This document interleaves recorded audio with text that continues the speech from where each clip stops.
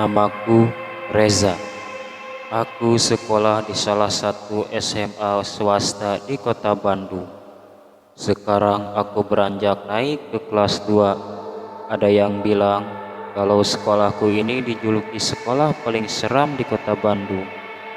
Karena sekolahku ini adalah tempat persimpangan makhluk halus. Awalnya aku tidak begitu percaya sampai aku mengalaminya sendiri. Sekitar jam 5 sore, aku masih latihan basket di lapangan sekolah karena minggu depan akan ada turnamen antar SMA. Jadi sampai saat ini anak-anak basket latihan lebih lama daripada biasanya. Bro, aku ke kamar mandi duluan ya, kataku kepada teman-temanku. Aku berjalan tenang melewati lorong kelas yang sudah tampak gelap dan sepi. Setibanya di kamar mandi, aku gantungkan tasku dan mulai mandi. Beberapa saat ketika aku mandi, tiba-tiba saja lampu kamar mandinya mati. Aku berhenti menyiram tubuhku dan mulai mendekatkan telingaku ke pintu. Dengan harapan aku tahu siapa orang yang iseng mematikan lampu kamar mandi ini. Beberapa saat aku terdiam, ternyata tidak ada suara teman-temanku. Aku membuka sedikit pintu kamar mandi untuk melihat keadaan di luar.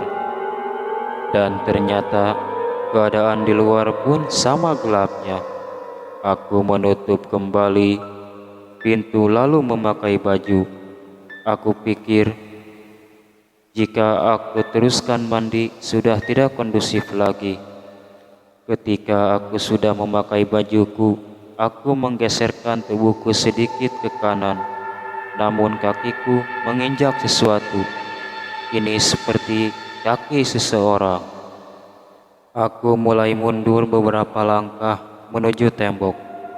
Dan di dalam kegelapan, aku seperti merasakan ada seseorang bersamaku. Aku segera mengambil tas yang kugantungkan di belakang pintu.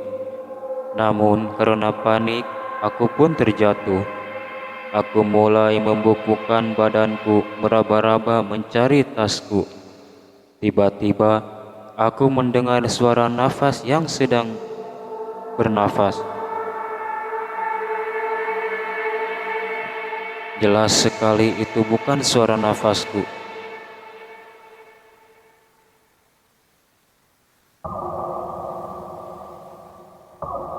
Hembusan nafas itu sangatlah kuat dan badanku mulai merinding, keringat dingin mulai bercucuran di keningku.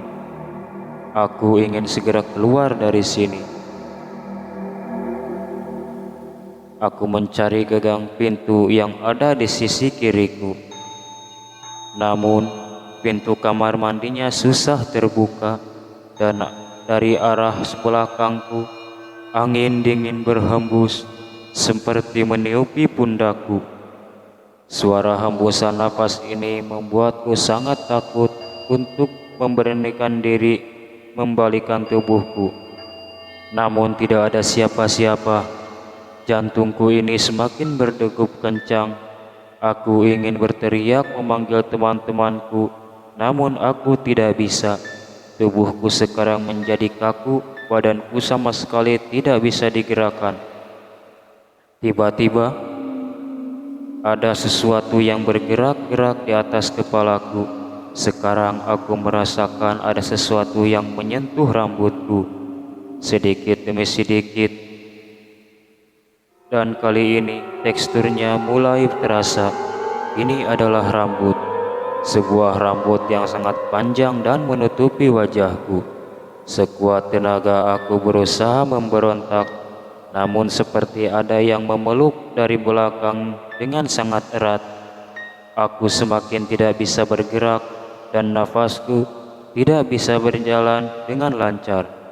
Dan kali ini suara hembusan nafas itu terdengar jelas dari atas kepalaku. Aku mulai membaca doa di dalam hati sambil mengingat doa-doa yang aku hafal. namun sulit sekali untuk mengeluarkan suara. Sampai akhirnya aku bisa bergerak. Ketika aku lihat ke atas, nampak sebuah wajah dengan mata yang sangat merah. Hanya beberapa detik saja aku melihat sosok itu, dan tidak lama sosok itu menghilang. Badanku yang kaku sudah bisa aku gerakkan, dan aku segera berlari keluar.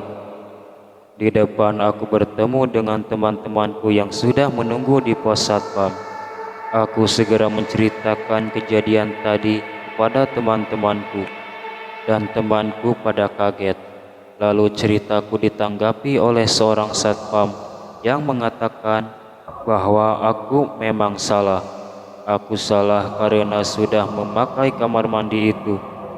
Konon, sejak dulu kamar mandi itu memang angker. Makanya setiap malam lampu dimatikan agar tidak ada yang pergi ke sana. Satpam itu lanjut berkata, dia tidak tahu kalau aku lagi ada di sana, karena saat tadi dia lewat semua pintu kamar mandi terbuka dan kosong. Aneh, padahal jelas sekali tadi aku ada di dalam salah satu kamar mandi itu.